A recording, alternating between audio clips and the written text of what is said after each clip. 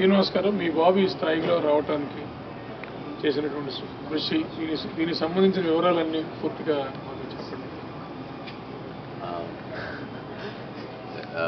Arvind almost ఒక 4 ఏళ్ల నుంచి కష్టపడుతున్నాడు. ఈ స్పెల్లింగ్ బీకి ఒక పెద్ద డిక్షనరీ నుంచి ఏ వర్డ్నైనా వాళ్ళు అడగచ్చు అనమాట. ఆ డిక్షనరీలో ఆల్మోస్ట్ 470,000 వర్డ్స్ ఉంటాయి.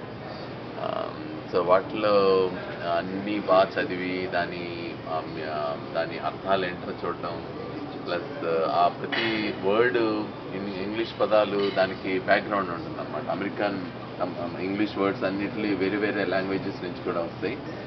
చాలా మట్టుకు లాటిన్, గ్రీక్ నుంచి వస్తాయి, కానీ కొన్ని వర్డ్స్ తెలుగు నుంచి కూడా ఉన్నాయి.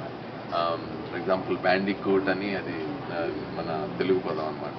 సో అలాగే చాలా జర్మన్ నుంచి, స్పానిష్ నుంచి, ఇటాలియన్ నుంచి, ఇలా వేరే వేరే లాంగ్వేజెస్ నుంచి వస్తాయి. సో మా బాబు అప్పటి నుంచి మొత్తం ప్రతి పదం, దాని బ్యాక్గ్రౌండ్ ఏంటి, ఏమేమి లాంగ్వేజెస్ నుంచి వచ్చాయి, ఇవన్నీ బాగా చదివి బాగా అర్థం చేసుకుని సాధించాడు అనమాట.